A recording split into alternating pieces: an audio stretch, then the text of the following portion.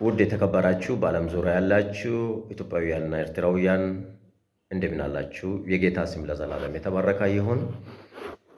በሁሉ በጥሩ ኮሜንታችሁ ላይክ፣ ሼር፣ ኮፒ ሊንክ በማድረግ በጎኔ የቆማችሁት የጂደብሊውፒ ቻናል ተመልካቾቼንና አድማጮቼን እጅግ አድርጌ አመሰግናችኋለሁ። እግዚአብሔር ይባርካችሁ እላለሁ። አሁንም ደግሞ በየእሁድ ምሽት ወደ ላይቭ ፕሮግራም እንዳልገባ በጣም ሌስ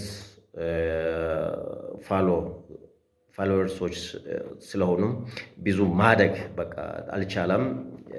በጣም ትንሽ ፎሎወርሶች ነው ያሉኝ።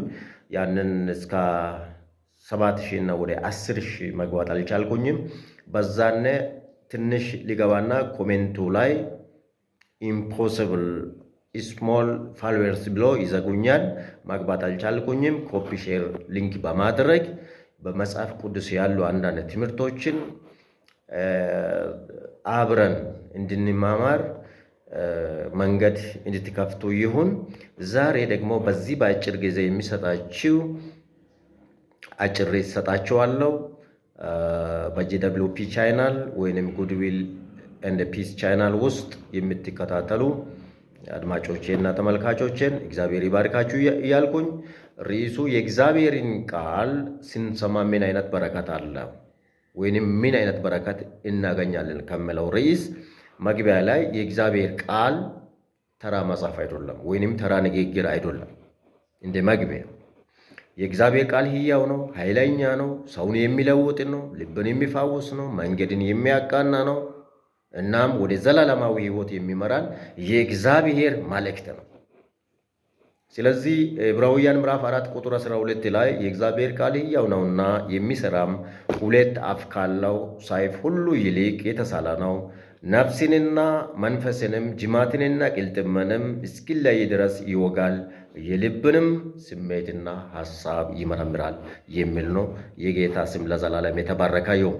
ስለዚህ ቃሉ በእኛ ላይ ምን ትርጉም ይሰጠናል? ጥያቄ ምልክት። የህይወት መመሪያ ነው። ቃሉ የህይወታችን መመሪያ ነው። የሚጠቁመን፣ የሚመራን፣ የሚገስጸን፣ ወደ እውነት ሁሉ የሚመራን የእግዚአብሔር ቃል ነው። ጥቅሙ በርከት ይላል፣ በርካታ ነው። ከበረከት አንደኛው በህይወት መኖር ነው። ከበረከቶቹ አንደኛ ክርስቶስን ማወቅ ነው። በቃ ክርስቶስ ካለ ሁሉ አለ።